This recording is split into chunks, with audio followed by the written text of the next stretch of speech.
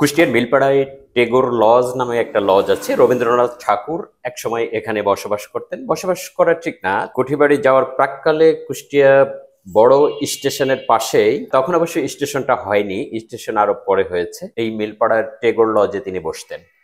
Tagore lodge এখন কুষ্টিয়া পৌরসভার অধীনে আছে। পৌরসভা এখানে একজন কেয়ারটেকার দিয়েছেন, দুজনকে দিয়েছেন, দিনে একজন রাতে একজন। এখন আমার পাশে যিনি বসে আছেন উনি রাতে ডিউটি করেন, সকালে আমি ওনার সাথে দেখা করছি।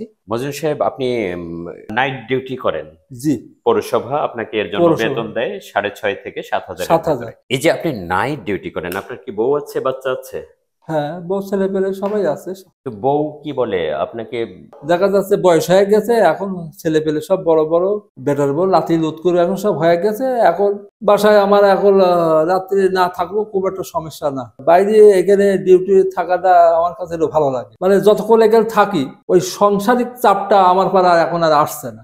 বাসায় থাকলে তো বিভিন্ন দেখা যাচ্ছে সাংসারিক ব্যাপার স্যাপারও কিছু ডিল করা লাগে, নানান ধরনের অভিযোগ, এ নাই সে নাই, এরকমের কোনো ব্যাপার? এইরকম কোনো ব্যাপার তো আছে সাংসারিক। এখন নিরিবিলি থাকতে পারলে আমার ভালোই লাগে। একটা সময় এরকম ছিল না যে আপনি বউ বাদে আর থাকতেই পারতেছেন না, বা কোথাও রাত কাটানো? এরকম তো এরকম গেছেন এক সময়? এরকম সবাই এরকম তো সময় এক সময় যাই, যখন নতুন নতুন প্রথম অল্প বয়স, তখন তো এই সময় থাকে যে তখন এই সময় ছেলে পেলে বড় হলে, নাতি নাতকুর হয়ে গেলে তখন মনে হয় যে একটু আলাদা আলাদা থাকতে পারলে। হ্যাঁ, জি জি, মানে একসাথে আবার থাকবো, আকর্ষণ এখন আর নাই। বউ সবসময় বয়স বেশি হলে বড়ই আরো বেশি প্রয়োজন।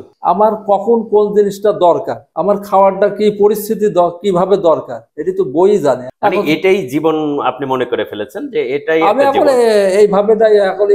কিন্তু আমার আমি বাসায় যাওয়ার পরে তখন সবসময় আমার কাছেই থাকা লাগে। উনিও কি এখন অপেক্ষা করে আছে যে হ্যাঁ আমি যাবো, খাবার টাবার রেডি করে রয়েছে। এখন পয়সার কাছে শরীরের একটু সমস্যাও আছে, দেখা যাচ্ছে দেরি হলে হয়তো চিন্তা করে যে কিছু আবার হইলো কিনা। তার মানে একটা টান। হ্যাঁ, টান তো আছেই। দেখা যাচ্ছে যে আমি যখন গেলি তখন আবার জিজ্ঞেস করা দেরি হইলো।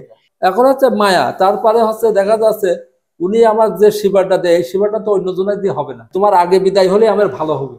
আপনি বলেন তাকে? আমি তাকে বলি যে তুমি যদি আমার আগে চলে যাও দুনিয়ার থেকে, তাকালে পরে আমার খুব কষ্ট হবে। মানে উনি কি বলে? উনি কি চায় যে সেই আগে চলে যাক, আপনার কষ্ট হোক, আপনার যাতে কষ্ট না হয়, উনি বেঁচে থাক, আপনি বয়সেও তার থেকে বড়, তাহলে স্বাভাবিকভাবে মনে হয় কি যে বয়স্ক ব্যক্তিরা একটু আগে যায়, যদিও এর কোনো নিয়ম নাই। তখন উনি এর জবাবে কি বলছেন? না, উনি বলে যে তোমার আগে আমি গেলেই হবে, আপনি বেঁচে থাকেন, এটা উনি চায়। হ্যাঁ, তুমি বেঁচে থাকো, আমি তোমার হাতে আমি চলে গেলি বারেই ভালো। কারণ তুমি না থাকলে তখন হয়তো বেটার বউ ছেলে পেলের একটা মানে ধ্যাক্কা পাত্রি হয়ে যাবে।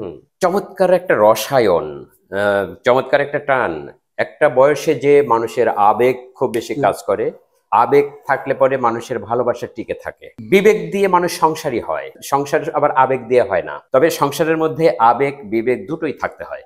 সংসারে আবেগ বিবেকের মিশেল থাকার কারণে একটা মায়া তৈরি হয়, মানুষ পরস্পরের প্রতি ভালোবাসা পয়দা হয়, একটা টান তৈরি হয়। আবেগ যখন থাকে না, বিবেকও থাকে না, তখন আবার মানুষ অন্তর্মুখী হয়ে যায়, তখন মানুষ হয়ে যায় বৈরাগী, সংসার বিভাগী, সন্ন্যাসী হয়, বের হয়ে যায়। তখন সে আর সংসারে মায়া খুঁজে পায় না, টান অনুভব করে না। তখন সে নিজের ভেতরে নিজেকে খোঁজে, তার স্রষ্টাকে খোঁজে, আর সংসারের বাইরে গিয়ে সে কিছু একটা তালাশ করে।